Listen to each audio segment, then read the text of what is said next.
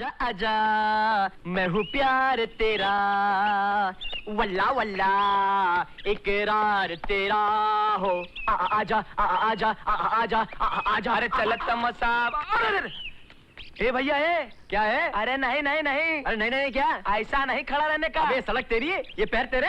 अरे हम कह रहा हूँ ऐसा नहीं खड़ा रहने का। अबे तू है कौन? पुलिस इंस्पेक्टर, चौकीदार, थानेदार, क्या है तू? अरे ऐसा खड़ा रहेगा परेशानी में गिर जाएगा भाई। क्या परेशानी में गिर जाएगा? ये पैर मेरे, मर्जी मेरी, में आड़ा टेढ़ा बाकड़ा उल्टा सीधा कैसे भी खड़ा हो, तुझे से क्या? अरे मुश्किल में गिर जाएगा, ऐसा नहीं खड़ा रहने का। अबे क्या मुश्किल में गिर जाएगा बता। कह दूं? हाँ कह दे। कह देता हूँ। कह दे। बता दो क्या होगा? बता दे। कह दो क्या होगा? कह दो। गली मोहल्ले का कुत्ता आएगा और तोरा ऊपर ऐसा मूद के जाएगा, पैंट खराब हो जाएगा भाई। चल। अरे भागो भैया। और इतना बड़ा कुत्ता, अरे ये तो मुझे कम काटेगा ज्यादा।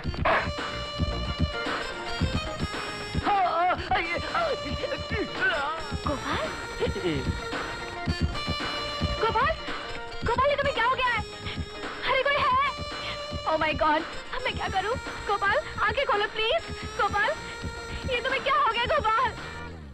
हमारा कार्डियक अरेस्ट हो गया था, हमारा हार्ट फेल हो गया था, हमारा हार्ट सुकड़ गया था, हमारा बॉडी जकड़ गया था, हमारा हाथ पांव अकड़ गया था। इन शॉर्ट हमारा देहांत हो गया था, सब कुछ शांत हो गया था, स्वर्ग में हमारा स्वागतम हो गया था। मगर तुमने पुकारा हमें, हम चले आए, जहाँ हथेली पर ले आए रे। मुझे ऐसा मजाक बिल्कुल पसंद नहीं, आइंदा ऐसा मजाक कभी नहीं करना।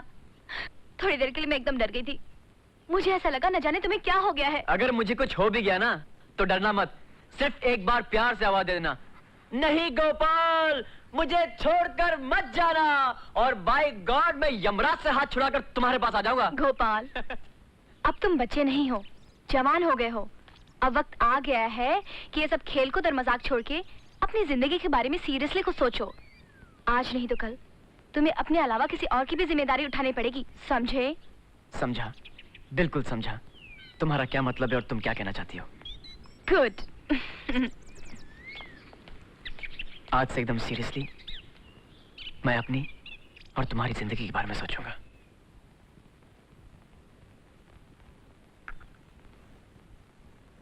बेटे, ये राधा कैसी लड़की है? तुम तो ऐसे पूछ रही हो जैसे कि तुम उसे जानते ही नहीं हो। हाँ, मैं तो सिर्फ इतना जानती हूँ कि वो खूबसूरत है, पढ़ी लिखी है और अच्छे खानदान से है। मुझे क्या पता कि उसका स्वभाव क्या है। उसका स्वभाव बहुत अच्छा है, वो तुम्हें बहुत पसंद आएगी, वो तुम्हें बहुत खुश रखेगी। मेरा मतलब है जिस घर में जाएगी वहां सबको बहुत खुश रखेगी। जब राधा इतनी अच्छी लड़की है तो जिस घर क्यों, इस घर क्यों नहीं? मगर ये सब आज क्यों पूछ रही हो? इसलिए कि अब इस घर को उसकी तस्वीर से ज्यादा उसकी जरूरत है। माँ,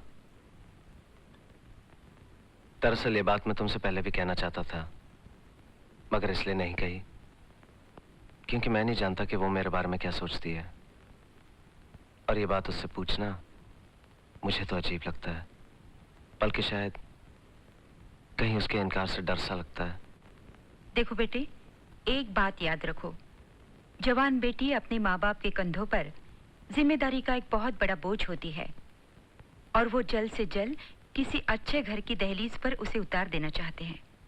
हो सकता है राय साहब को भी जल्दी हो।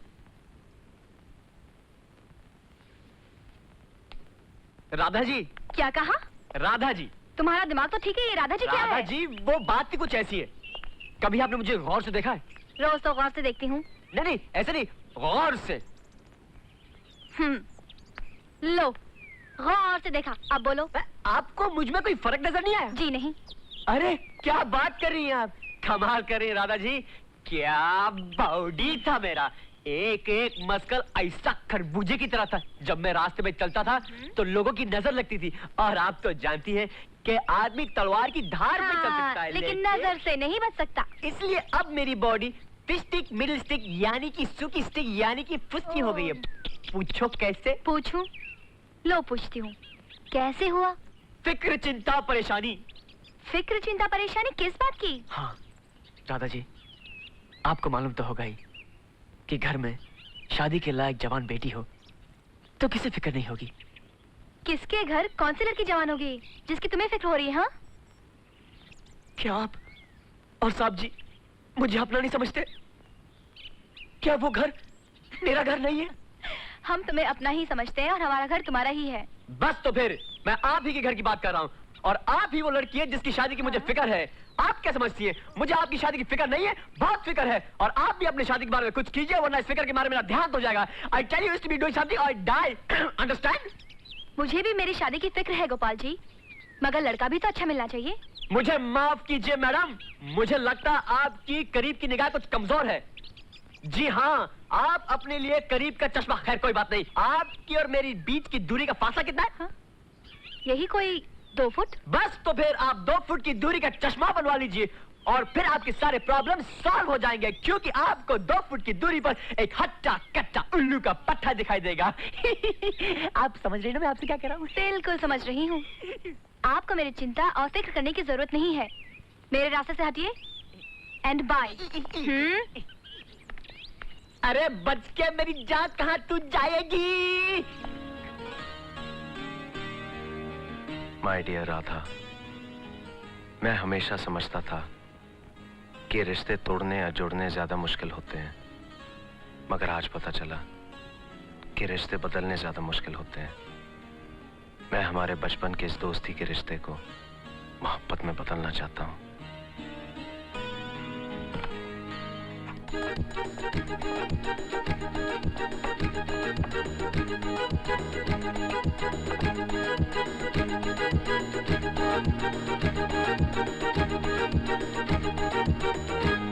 अरे कृष्णा इधर आके बैठ ना, मुझे तुझसे बहुत जरूरी बात करनी है। मुझे भी तुझे आज कुछ बताना है, मगर पहले तू बोल, क्या बात है? देख देख देख देख देख देख देख, मैं राधा से बहुत प्यार करता हूँ और मैं उसके साथ शादी करना चाहता हूँ। अब मेरा तेरे अलावा है कौन जो जाके राय साहब से बात करे? ना मुझे अच्छी तरह बात करनी आती है, ना मैं पढ़ा लिखा हूँ, तो तुझे भी जाके ये बात करनी पड़ेगी। करेगा ना? अरे तू इतना परेशान क्यों लग रहा है? परेशान इसलिए कि मुझे अभी अभी याद आया कि मैं अपनी एक बहुत जरूरी एप्लीकेशन एक गलत जगह डाल कर आया हूँ। मुझे अभी इसी वक्त वहां जाना होगा। अरे मैं इतनी जरूरी बात कर रहा हूँ और तू अपनी किचन की बात कर रहा है। तू फिक्र मत कर, मैं तेरा काम कर दूंगा। I tell you, भूलना मत, मेरी और राधा की जिंदगी के सवाल है। I tell you, भूलना मत। Best of luck.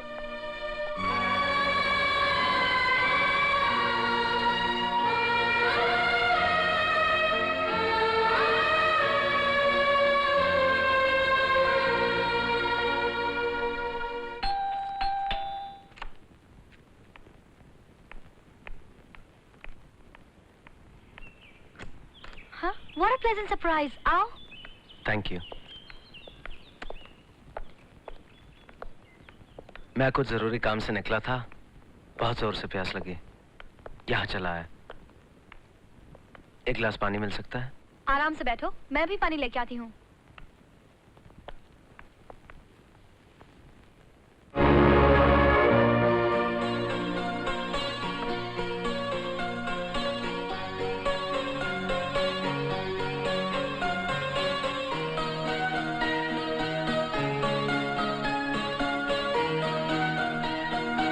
अच्छा मैं चलता हूँ। अरे इतनी जल्दी?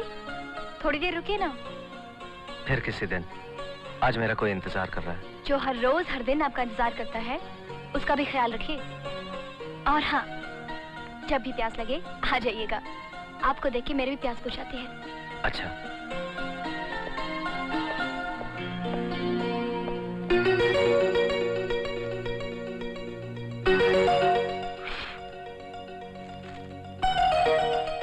अरे लगता है कोई खत रखना भूल गया।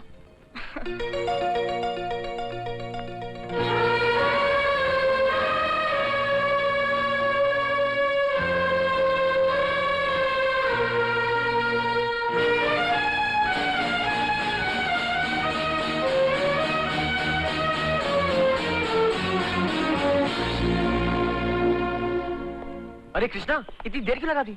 कहाँ देर लगाई, 10 मिनट में तो वापस आ गया। अरे इंतजार करने वाले से पूछ कि ये 10 मिनट कैसे गुजरते हैं। बोल, राय साहब से बात की? सब ठीक तो है ना? राय साहब घर पे नहीं थे। तो राधा से बात कर लेता। राधा भी नहीं मिली। मेरा मतलब वो भी घर पे नहीं थी।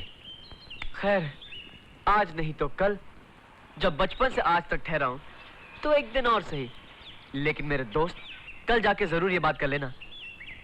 चलो। गोपाल बहुत अच्छा लड़का है राय साहब। मैं जानता हूं गोपाल बहुत अच्छा लड़का है, इतना अच्छा है कि उसके अच्छेपन की मिसाल दी जा सकती है, मगर वो करता क्या है? कुछ नहीं।